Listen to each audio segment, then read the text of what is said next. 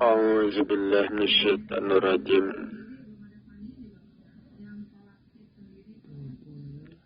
Bismillahirrahmanirrahim.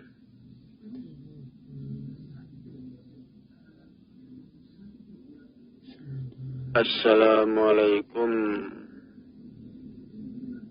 warahmatullahi wabarakatuh.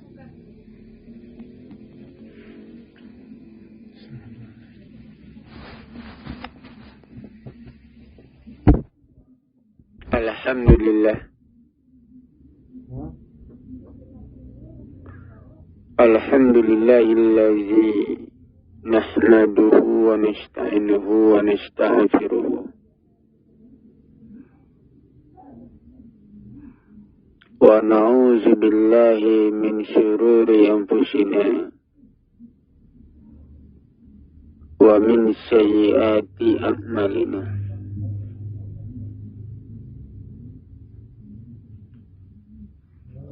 May yahdihillahu fala mudilla lahu wa may yudlilhu fala hadiya lahu.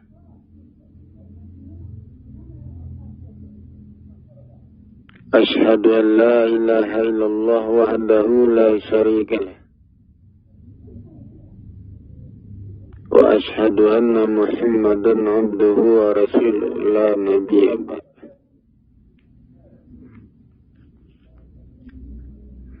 Allahumma fasalli wa sallim wa barik ala hadzal nabiyil karim wa ala alihi wa ashabihi rasulillahi ajma'in, amma ba'd.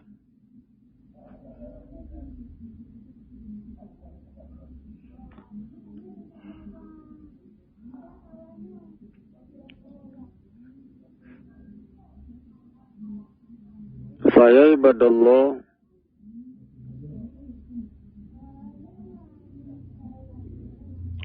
ittaqullaha haqqa tuqatih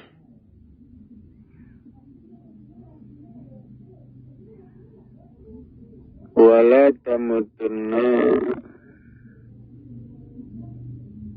illa wa antum muslimun.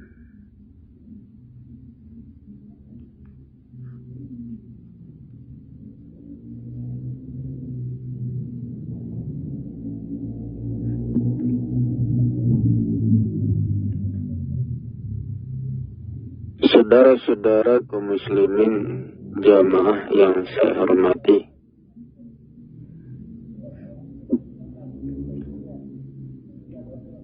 pertama-tama marilah kita mengucapkan puji syukur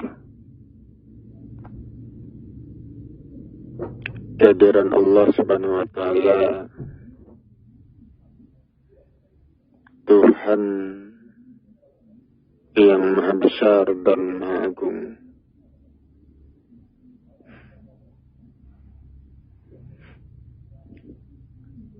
Salam kehormatan kita berikan pula kepada Muhammad Rasulullah sallallahu alaihi wasallam, Rasul terakhir dan penutup para nabi.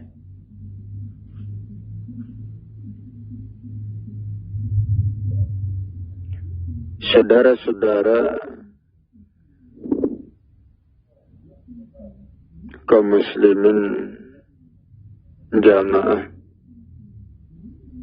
yang saya hormati, saudara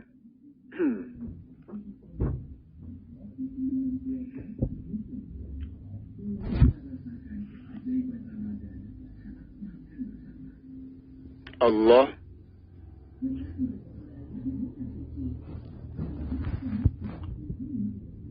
adalah kebenaran.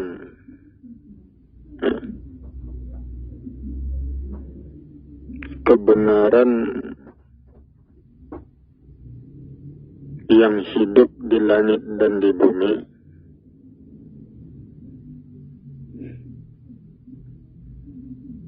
kebenaran yang dijadikan tempat berdiri bersandar bagi makhluk.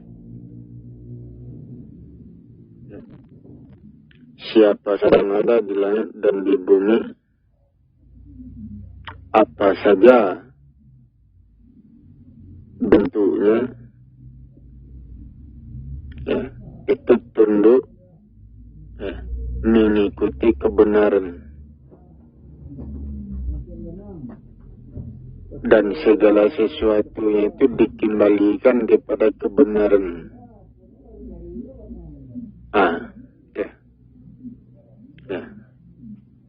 Apakah manusia sadar atau tidak sadar, tubuhnya itu, jiwa raganya itu dikembalikan kepada kebenaran, dikembalikan kepada Allah.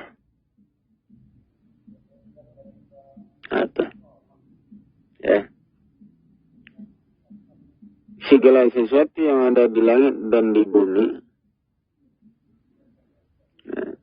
itu adalah zat. Tubuh manusia zat, tanah, benda-benda itu zat, seluruh makhluk zat, seluas langit dan bumi zat. Urusan zat itu dikembalikan kepada Allah. Artinya dikembalikan kepada ilmunya, dikembalikan kepada jalannya, fitrahnya, seperti itu. Contohnya saja seperti pohon.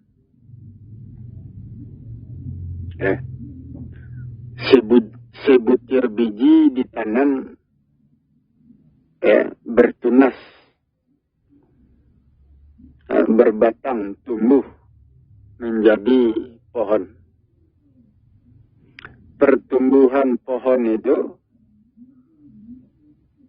didorong oleh hukum alam, hukum swakibat.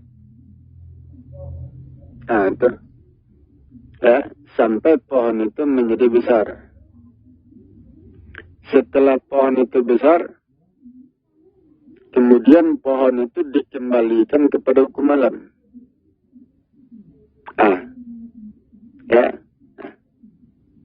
Apabila zat-zat yang ada di pohon itu kuat, tentu umurnya bertambah.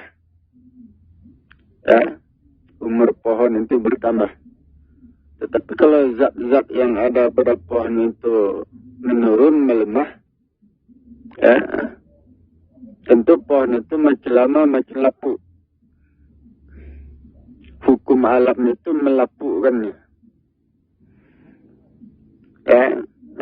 Menjatuhkan pohon itu kembali, menjadikannya tanah kembali. Artinya pohon itu tidak bisa bertahan karena dirinya tanah.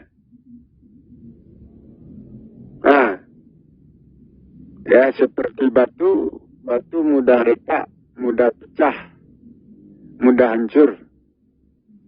Artinya batu tidak bisa mempertahankan dirinya dari hukum alam, dari proses alam.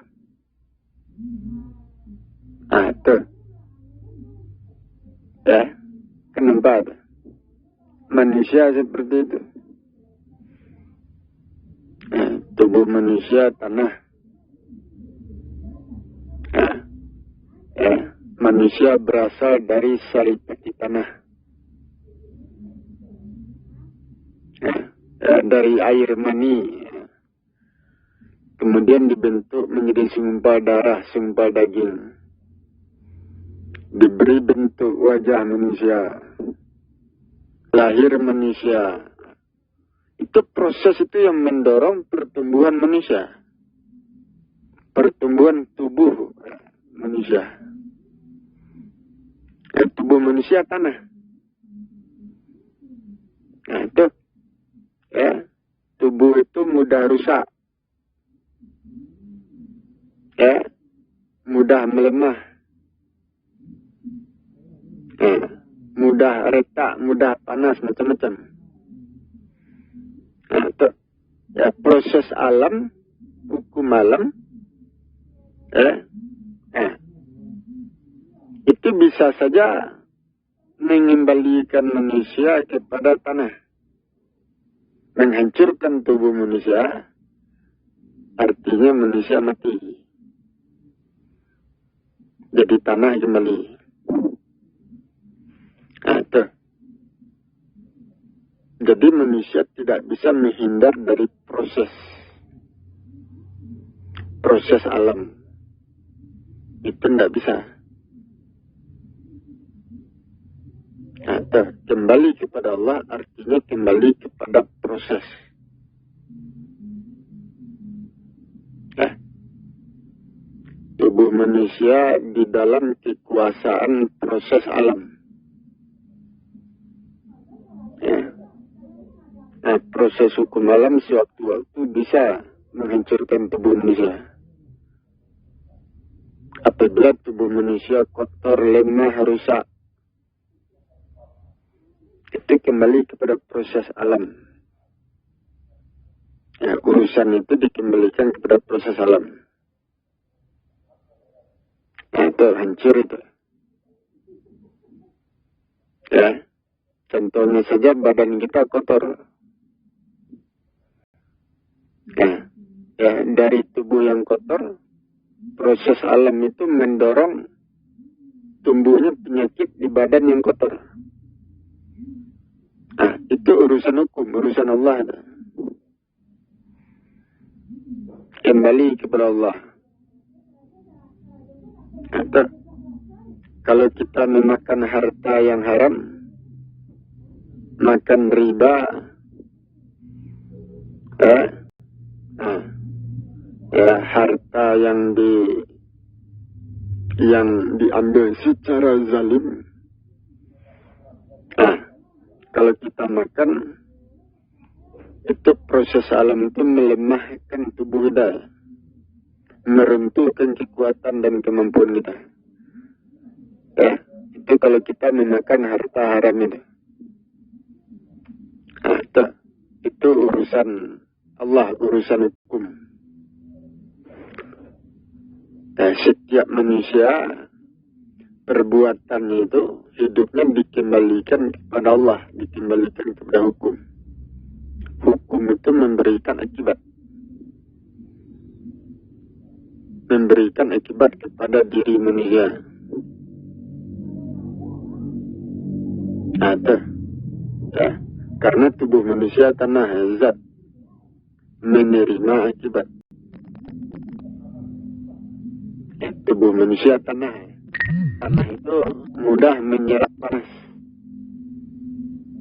Nah, itu sewaktu-waktu tanah itu panas. Karena mudah menyerap panas. Sewaktu-waktu tanah itu dingin. Karena mudah menyerap dingin. Sewaktu-waktu tanah itu pecah retak.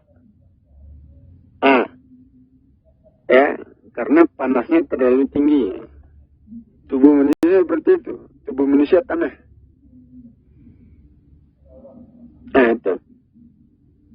Ya, sewaktu-waktu tubuh manusia bisa rusak, bisa hancur. Apabila manusia tidak pandai. Ya, tidak pandai hidup di atas permukaan bumi. Nah, tidak pandai berhubungan dengan segala sesuatu yang ada di langit dan di bumi. Ya, berhubungan dengan panas, dingin, air, api, benda-benda, hubungan antara manusia, tidak pandai, tubuh kita, jiwa raga kita bisa pecah, bisa rusak. Nah, itu dia. Jadi ada hukum-hukumnya. Ya, jadi urusan tubuh manusia itu urusan hukum. Apakah tubuh manusia selamat, terluka, rusak, retak, pecah, ya, Itu urusan hukum. Ya, proses hukum alam. Dikembalikan ke sana. Ada. Jadi apakah dia orang beriman, apakah dia orang kafir, dia berada dalam agama Islam atau dia berada di luar agama Islam, ya, seluruhnya itu mendapatkan akibat dari perbuatannya. Ya, urusan dirinya dikembalikan kepada proses hukum alam. Siapapun dia. Nah, itu dari. Nah, kenapa ada? Akibat-akibat itu dekat dengan manusia. Karena manusia berada di bumi. Hubungan manusia dengan segala sesuatu yang ada di langit dan di bumi itu memberikan akibat kepada tubuh manusia. Apakah dia orang beriman atau orang kafir? Dan apakah dia berada dalam agama Islam atau dia beragama lain? Semua itu mendapatkan akibat dari hukum alam, proses alam.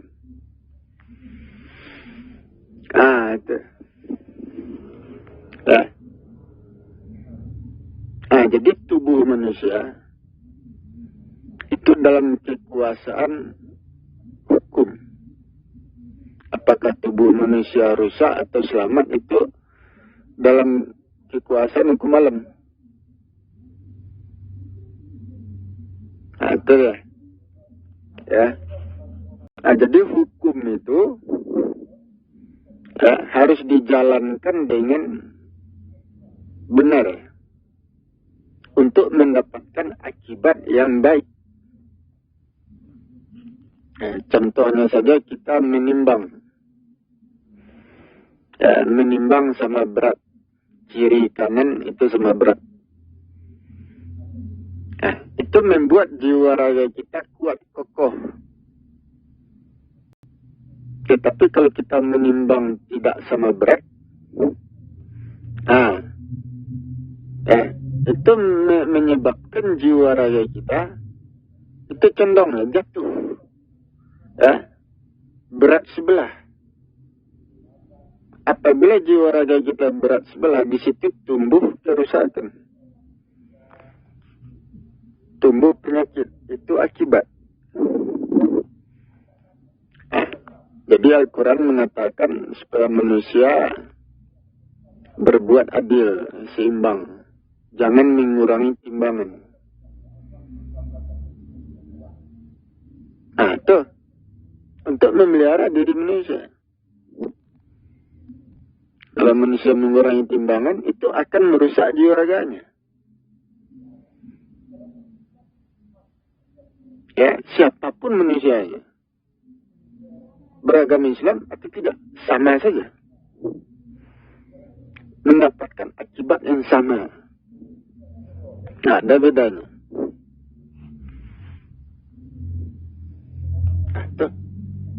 Seperti sholat. Sholat itu mendorong gerakan-gerakan ruku sujud dalam sholat adalah gerakan-gerakan yang mendorong tegaknya jiwa raga manusia, terangkatnya rohani manusia, kuatnya rohani manusia. Sholat itu mampu memperkuat rohani. Siapa saja yang sholat, rohaninya tegak, kuat, kokoh. Gerakan-gerakan sholat mampu menegakkan, memperkuat rohani, batin manusia. Itu. Siapa saja yang tidak sholat, bermain-main dalam sholat, rohaninya tidak tegak, tidak terangkat, tidak kokoh. Itu sama semuanya itu. Apakah dia orang Islam? Orang Islam yang malas beribadah? Orang Islam yang bermain-main di dalam beribadah? Apalagi orang-orang yang bukan agama Islam. Itu rohaninya lemah. Tidak terangkat, tidak kuat, tidak kokoh. Itu akibat.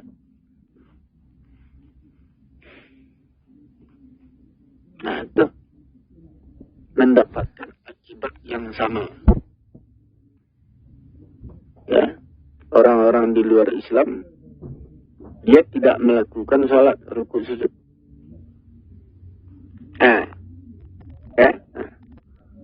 Rukuk sujud itu, gerakan rukuk sujud berfungsi untuk menegakkan rohani, memperkokoh rohani batin, roh. Kalau mereka tidak salat, rohani mereka tidak tegak. Kalau dilihat dari luar, badannya kuat-kuat, bagus-bagus. Jasadnya itu kuat, kasar, kokoh. Tetapi rohaninya, batinnya lemah, tidak berdaya. Itu. Padahal kehidupan yang sebenar-benarnya hidup, itu sesudah mati. Ya, kalau jasad kita mati, masuk ke dalam kubur, digantikan oleh roh, rohani. Sementara roh kita itu lemah, tidak berdaya, karena kita tidak pernah salat.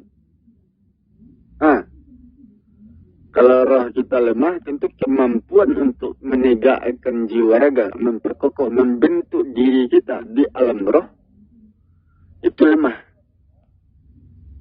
Artinya manusia jauh dari keselamatan. Tidak selamat. Itu. Ya. Karena alam roh itu, proses di alam roh itu lamban. Tidak cepat. Pertumbuhan roh. Pertumbuhan diri manusia dalam roh itu lamban. Itu deh. Apabila kita mati dalam keadaan roh kita itu lemah, rohani kita lemah,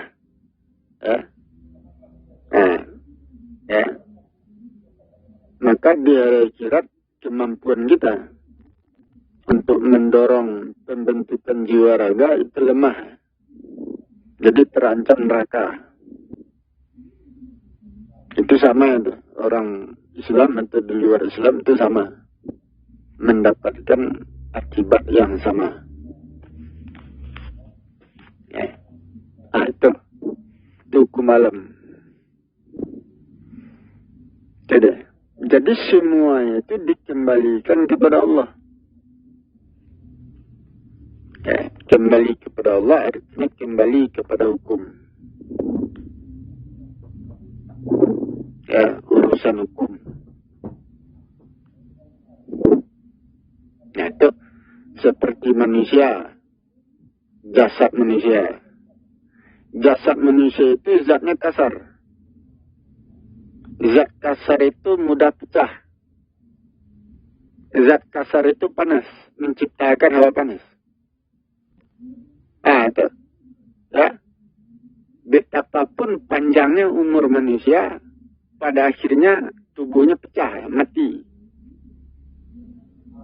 Kekasaran tubuh manusia, jasad manusia yang zatnya kasar, tidak mampu mengekalkan keberadaannya sebagai manusia. Tidak mampu mempertahankan jasadnya. Sehingga hancur, mati. Itu. Apabila manusia mati digantikan oleh roh. Roh itu zatnya halus. Zat halus itu itu menggenggam, bersifat menggenggam. Roh itu tubuhnya bersifat menggenggam. Artinya tubuhnya tidak pernah mati. Seperti itu. Artinya manusia tidak pernah mati. Karena tubuhnya itu halus zatnya di alam roh. Itu. Jadi orang-orang beriman, orang-orang kafir di alam roh itu hidupnya kekal. Karena zatnya halus. zat yang halus itu bersifat mengikat, saling mengikat, menyatu, mempertahankan diri. Tubuhnya tidak rusak, tidak mati, seperti itu. Apabila tubuhnya rusak, itu tegak kembali, tumbuh kembali. Ya, hubungan antara zat-zat halus, ya, hubungan itu menciptakan ikatan yang sangat kuat, reaksi yang sangat kuat, sehingga mendorong terbentuknya tubuh. Kalau tubuh kita rusak, tumbuh kembali, tubuh baru. Dibentuk, dibentuk baru kembali. Orang-orang kafir di neraka itu disiksa, tubuhnya hancur. Zatnya halus itu. Roh itu zatnya halus. Zat halus itu sifatnya mengikat. Ikatan itu mendorong, mendorong terciptanya gejolak reaksi pada tubuhnya.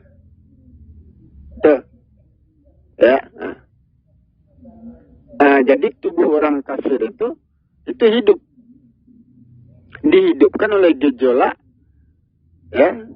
yang terbentuk pada dirinya. Nah, tubuh orang kafir itu kan zat. Itu hubungan antara zat halus, hubungan itu menciptakan gejolak reaksi. Gejolak itu dipakai untuk mendorong terbentuknya tubuh baru. Apabila tubuhnya rusak, itu didorong lagi oleh gejolak itu sehingga tumbuh yang baru. Seperti pohon, kalau kita potong pohon itu tumbuh lagi deh. Dipotong lagi, tumbuh lagi yang baru. Dipotong lagi pohon itu, tumbuh lagi deh. Yang mendorong itu gejolak. Gejolak yang ada pada pohon, reaksi gejolak, itu mendorong pohon yang dipotong itu tumbuh lagi deh. Jadi tidak pernah lenyap. Orang kafir di neraka disiksa, tubuhnya hancur.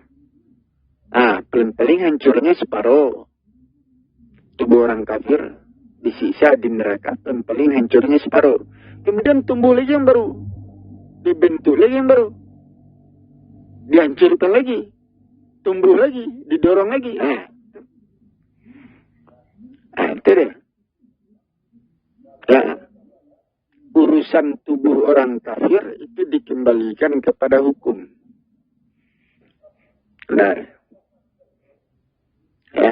Orang kafir di neraka tidak mati-mati walaupun dia disiksa, dibakar. Dirinya tidak akan lenyap, tidak akan hilang, tidak akan mati-mati. Atau orang kafir disiksa tubuhnya, dibakar. Tubuhnya dibakar tidak jadi abu. Yang membakar itu panas. Panas api itu yang membakar, bukan api yang membakar. Bukan api, tapi panas api itu membakar, artinya melelehkan tubuh. Melelehkan tubuh. Itu. Dari pelan-pelan separuh. Kemudian didorong lagi, terbentuk lagi tubuh baru. Kemudian dibakar lagi, dilelehkan lagi. Al-Quran mengatakan orang-orang neraka itu minumannya air panas yang mendidih. Seperti baja yang dilelehkan. Baja yang dilelehkan itu yang disiram di kepalanya. Seperti itu.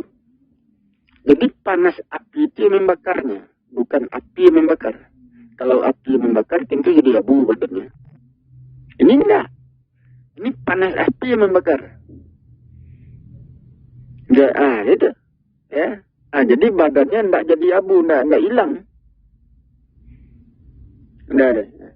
Tuh. Ya. Kan kenempat. Jadi orang-orang kafir itu disiksa di neraka. Badannya rusak, kemudian tumbuh lagi yang baru, dibentuk lagi yang baru, kemudian dirusak lagi, disiksa lagi, dihancurkan lagi. Dibentuk lagi yang baru, tumbuh lagi yang baru, begitu terus. Proses hukum itu yang terjadi. Tuh. Neraka itu panas. Kenapa neraka itu panas? Alam neraka itu panas. Karena alamnya itu zatnya halus. Tidak ada dinding pembatas, tidak ada di neraka itu. Berbeda dengan alam nyata. Alam nyata zatnya kasar. Itu. Alam nyata zatnya kasar. Zat yang kasar. Itu menyimpan hawa dingin. Itu tergantung tata letak. Tanah bumi ini zatnya kasar dibandingkan alam roh. Itu. Alam kasar itu, zat kasar itu, di antara hubungan antara zat kasar itu tercipta hawa dingin, tercipta hawa panas. Itu dia. Udah ada. Jadi di alam nyata ini panas dan dingin itu tidak hilang. Itu di alam nyata. Tumbuh panas, tumbuh dingin, seimbang. Tapi kalau di alam roh, yang tumbuh itu panas. Dingin tidak tumbuh di situ. Karena zatnya halus. Atau zat yang halus itu menciptakan panas. Tidak ada rongga di dalamnya. Contohnya saja seperti di dalam goa. Goa itu kan dingin. Itu kan rongga di dalam tanah. Goa itu dingin. Ada pula yang panas. Tentu tergantung dari tata letak. Itu. Tapi kalau di alam roh, itu zatnya halus. Tidak ada rongganya. Di antara zat itu tidak ada rongganya. Seperti itu. Tidak ada. Sehingga menciptakan panas. Itu. Seluruh alam roh itu panas nantinya. Kalau alam nyata, ada panas, ada dingin. Karena zatnya kasar. Atau di bagian kutub utara, itu tercipta hawa dingin. Di daerah-daerah jurang, antara pegunungan, perbukitan, tercipta hawa dingin. Bagian bumi yang datar, tercipta hawa panas. Padang pasir, itu tercipta hawa panas. Tergantung tata letaknya. Tuh. Jadi ada panas, ada dingin. Tuh. Apabila bumi ini panas, itu ditutupi oleh dingin. Sehingga panasnya turun. Apabila bumi terlalu dingin, dipanasi. Itu alam nyata. Tapi kalau dia alam roh, proses itu tidak ada. Dingin itu tidak tumbuh di alam roh. Yang tumbuh itu panas. Neraka seperti itu. Yang ada di alam neraka itu panas. Karena zatnya halus. Yang menjadi neraka itu alam roh. Atau alam gaib. Yang menjadi surga itu alam nyata. Ada. Ya. Jadi proses yang terjadi di alam roh, di alam gaib, ya, proses itu menghasilkan panas. Karena zatnya halus, zat halus itu menghasilkan panas. Ya, ya, ya. Tidak ada dinding pembatas dalam roh, dalam gaib. Nah, jadi neraka itu, yang akan menjadi neraka itu alam roh itu. Alam gaib. Nah, tubuh manusia di neraka, itu tubuh halus, roh. Zat halus. Nah, zat halus itu sifatnya mengikat. Tuh, ya, tidak bercerai-berai. Kalau zat kasar itu sifatnya bercerai-berai, ya. Tidak menyatu, ya. Ya.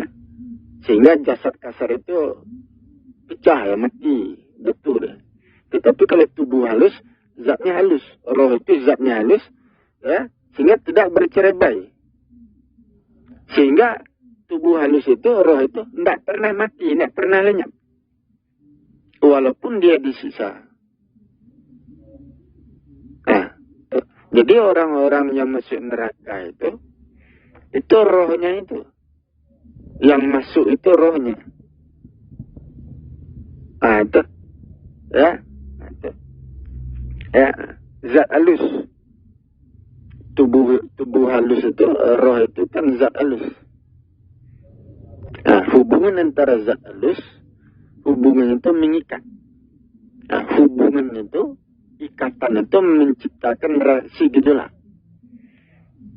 Mendorong tubuhnya tetap tegak. Mendorong tubuhnya tetap ada. Mendorong tubuhnya tetap nyata. Nah, jadi roh itu tidak bisa dilenyapkan. Roh atau tubuh halus tidak bisa dilenyapkan. Tidak bisa dihilangkan. Tidak bisa mati. Apabila mereka masuk neraka, apabila orang-orang kafir masuk neraka, tubuhnya disisa, hancur. Maka reaksi, ya, gejolak yang ada di badannya itu mendorong tumbuhnya tubuh baru terbentuk kembali, dibentuk menjadi baru kembali. Tubuh yang rusak itu dibentuk menjadi baru kembali. Kemudian dihancurkan lagi, disiksa lagi, rusak lagi tubuhnya. Nah, gejolak atau reaksi yang ada di badannya mendorong lagi, membentuk lagi deh. Dia bentuk lagi tubuh baru. Nah, seperti itu. Sehingga dia tidak mati-mati di neraka. Tidak lenyap-lenyap. Itu deh. Ya. Jadi orang-orang kafir, ya, urusan tubuhnya itu dikembalikan kepada Allah. Artinya dikembalikan pada proses alam. Itu deh.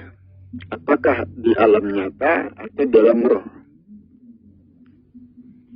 Ya, urusan orang kafir dikembalikan ke sana. Begitu pula orang beriman. Ya, urusan orang beriman juga dikembalikan kepada Allah. Ya, dikembalikan kepada proses alam. Atau orang-orang beriman menjalankan salat. Ya. Salat itu mendorong tegaknya roh, rohani, memperkuat roh. Apabila jasadnya mati, ya, digantikan oleh roh. Rohnya kuat, kokoh. Itu. Ya. Rohnya itu kuat, kokoh. Roh itu kan zat halus. Ikatan antara zat halus, ikatannya sangat kuat. Ikatan itu mendorong tumbuhnya reaksi gejolak. Ya. Nah, gejolak yang ada pada diri orang-orang yang beriman, gejolak itu mendorong tumbuhnya tubuh baru, tubuh lapisan ketiga. Nah, itu. Ya. Nah, itu mendorong itu. Ya. Nah, jadi syarat untuk mendapatkan tubuh lapisan ketiga, itu roh itu, rohani itu harus kuat, kokoh, bersih, lurus. Ya, itu syaratnya. Nah, Al-Quran mengatakan, wahai orang-orang yang dizalimi, hijrahlah engkau. Kalau engkau hijrah, ya, ke daerah yang baru, pindah ke daerah yang baru, di daerah baru itu engkau memperbaiki diri, membentuk diri.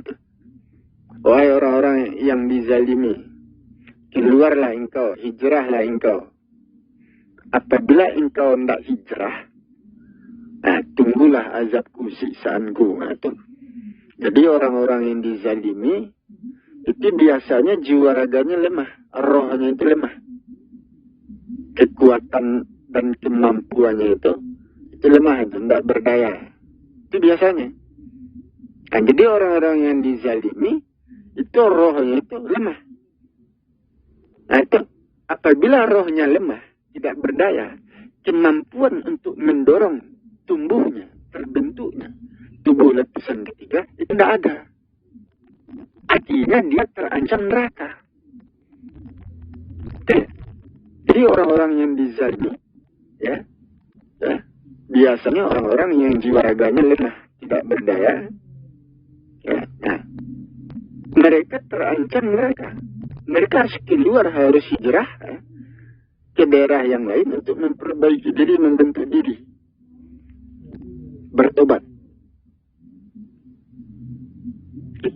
Itu jalan satu-satunya supaya mereka bisa masuk surga. Kalau enggak, bahaya. Nah, jadi terancam itu. Jangan kita mengira orang-orang yang dizalimi itu nanti ditolong oleh Allah. Kan itu. Ya, jangan mengira seperti itu. Ya. Enggak. Belum tentu. Ya. Kita berprasangka orang-orang yang dizalimi itu nanti ditolong oleh Allah. Ya. Cobalah periksa kembali Al-Quran ini, kaji kembali. Dikaji ulang kembali Al-Quran ini. Nah, itu deh. Jadi ada hitung-hitungannya, ada. Belum tentu orang-orang yang dizalimi, ya, selamat masuk surga, belum tentu. Periksalah hukum-hukum ini. Jadi, ya. Nah, jadi Al-Quran mengatakan apabila orang-orang yang dizalimi keluar dari kezaliman itu, hijrah, kemudian dia memperbaiki diri, nah, maka Allah menerima tobatnya. Nah, itu, ya, sudah. Allah menerima, ya, atau mengampuninya.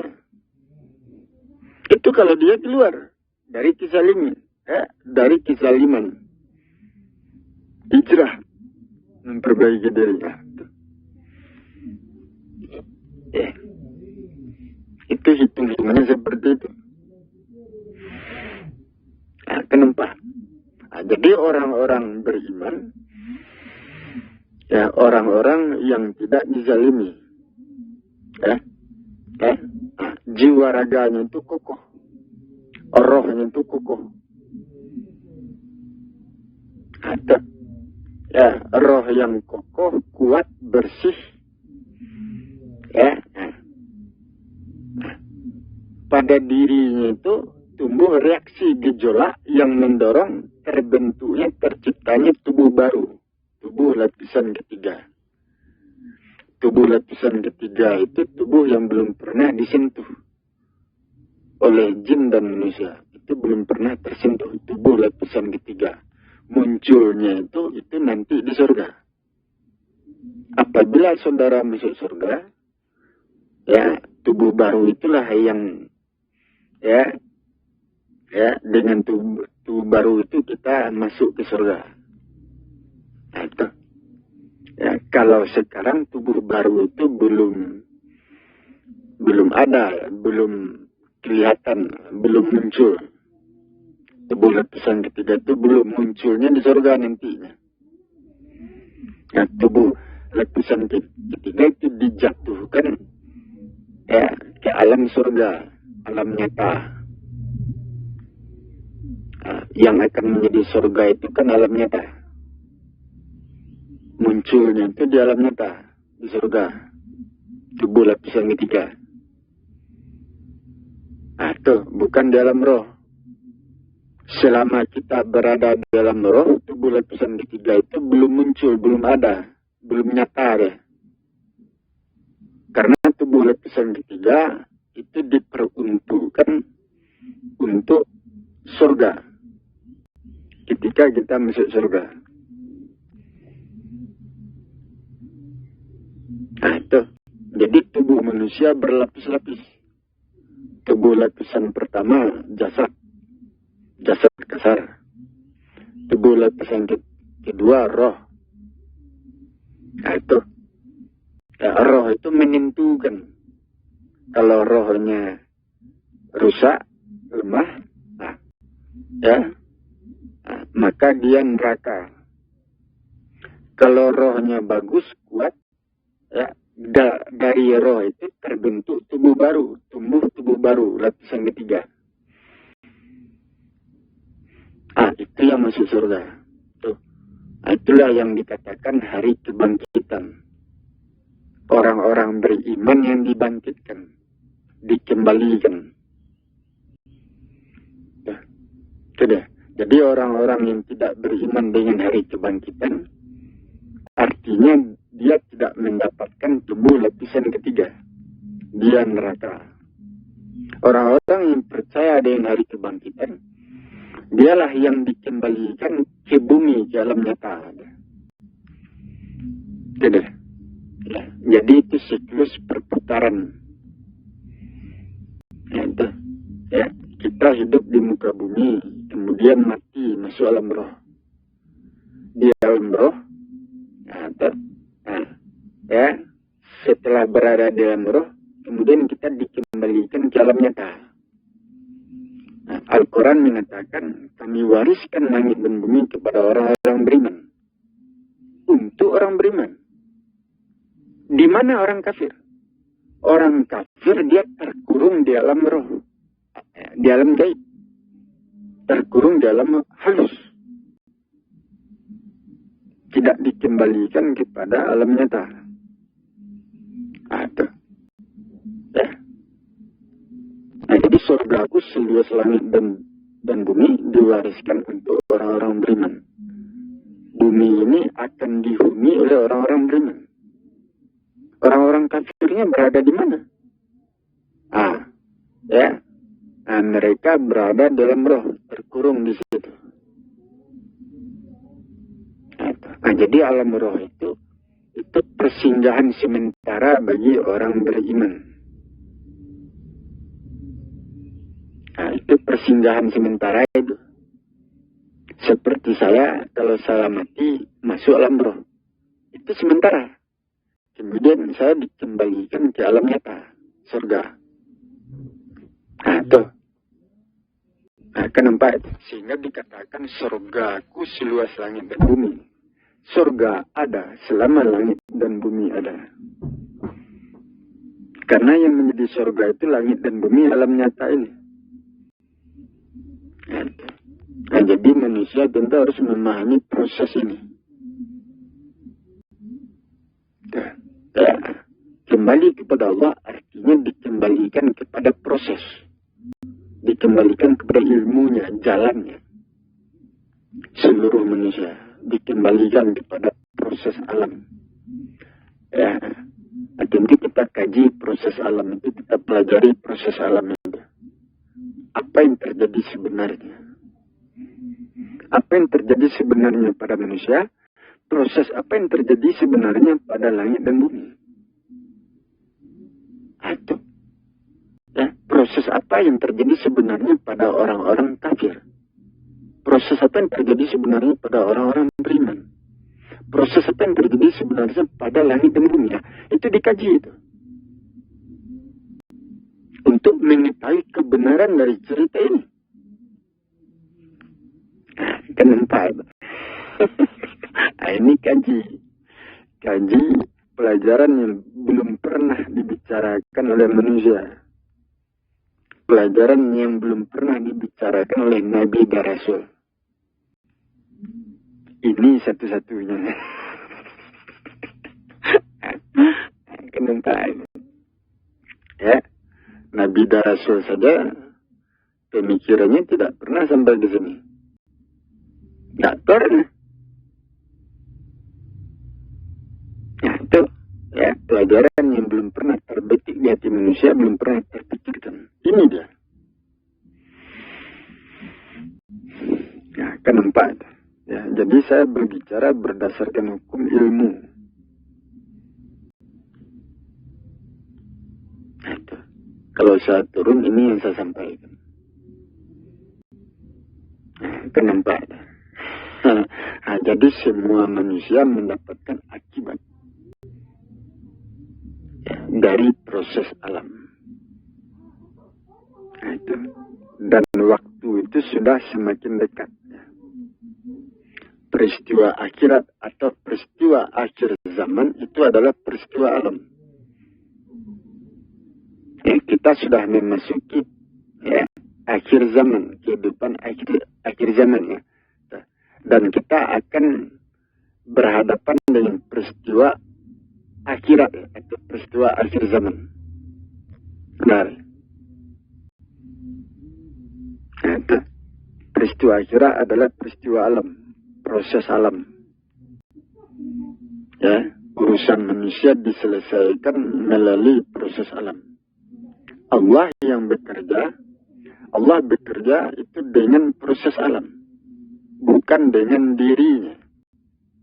Apabila Allah bekerja, pekerjaan Allah itu dijalankan oleh makhluk, oleh langit dan bumi, oleh benda-benda, oleh zat, oleh hukum alam, proses alam.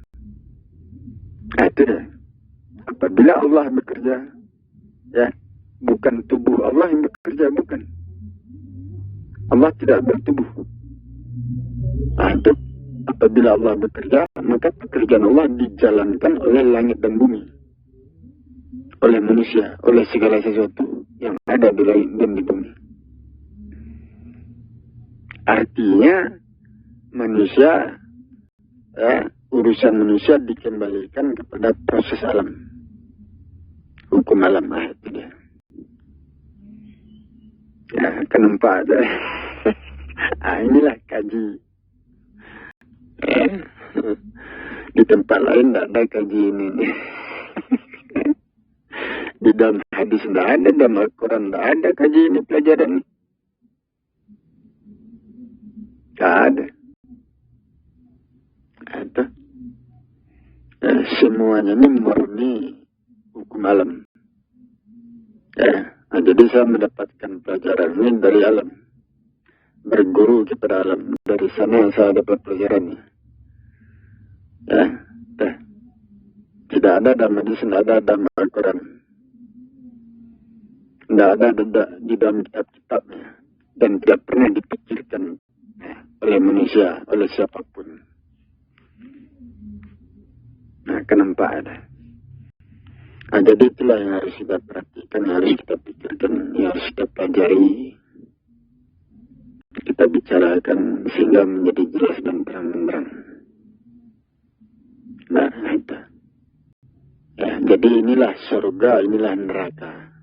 Apabila manusia ingin melihat surga, ingin melihat neraka, dengan kaji ini, dengan pelajaran ini terlihat neraka itu apa.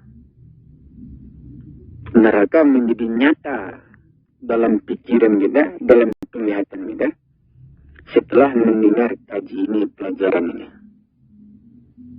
Akan nampak lah. Kalau orang-orang kafir ingin melihat neraka, dengarlah kaji ini. Ya, periksalah kaji ini. Jadi demikian supaya kita perhatikan. Saya akhiri, wabillahi taufiq wal hidayah. Wassalamualaikum warahmatullahi wabarakatuh.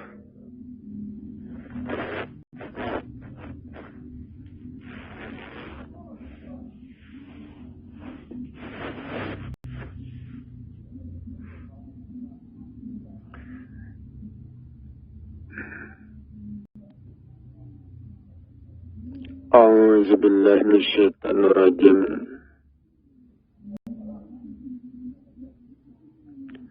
بسم الله الرحمن الرحيم.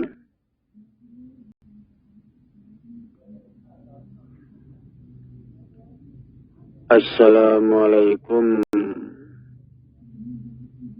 ورحمة الله وبركاته.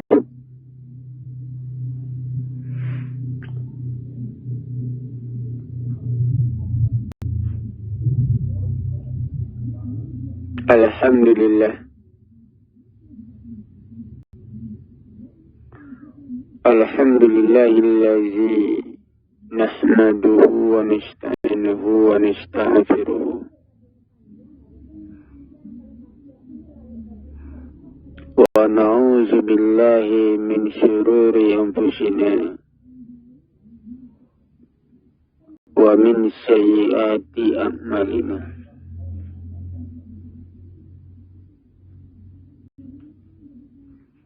May yahdihillahu fala mudilla lahu wa may yudlilhu fala hadiya lahu.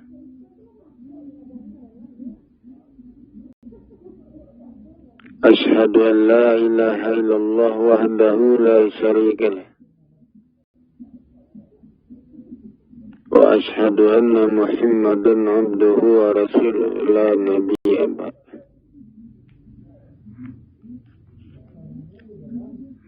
Allahumma fasalli wa sallim wa barik ala hadzal nabiyil karim wa ala alihi wa ashabihi rasulillahi ajma'in, amma ba'du.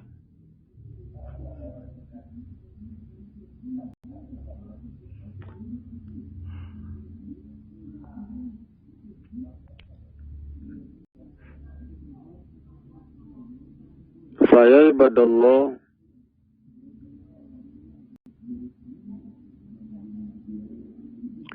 ittaqullaha haqqa tuqatih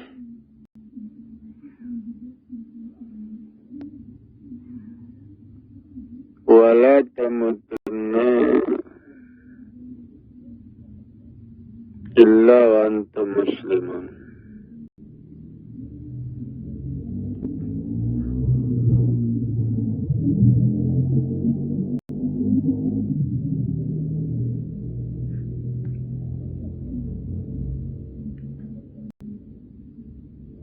Saudara-saudara kaum muslimin jamaah yang saya hormati,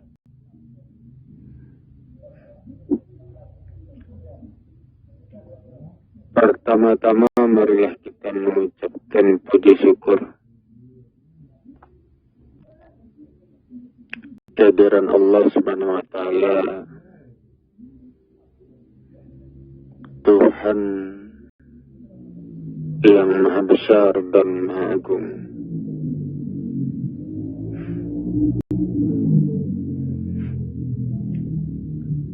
Salam kehormatan kita berikan pula kepada Muhammad Rasulullah sallallahu alaihi wasallam, Rasul terakhir dan penutup para nabi.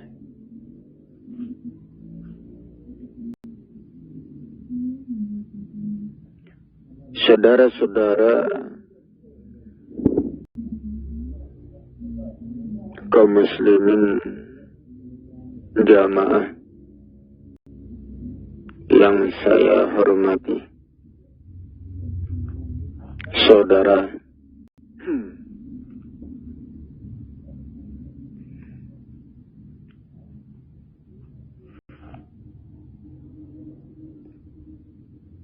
Allah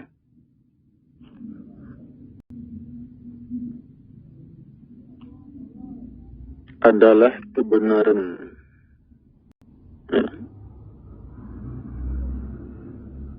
Kebenaran yang hidup di langit dan di bumi,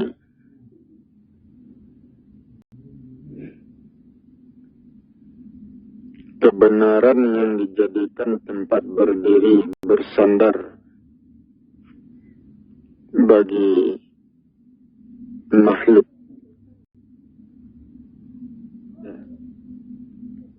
Siapa saja yang ada di langit dan di bumi, apa saja bentuknya, itu tunduk mengikuti kebenaran, dan segala sesuatu itu dikembalikan kepada kebenaran.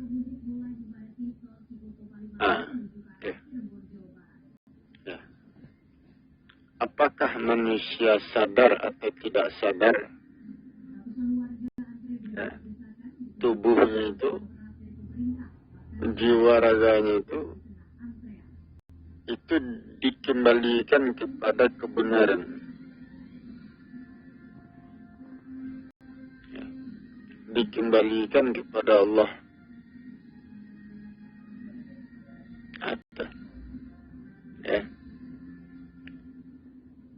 Segala sesuatu yang ada di langit dan di bumi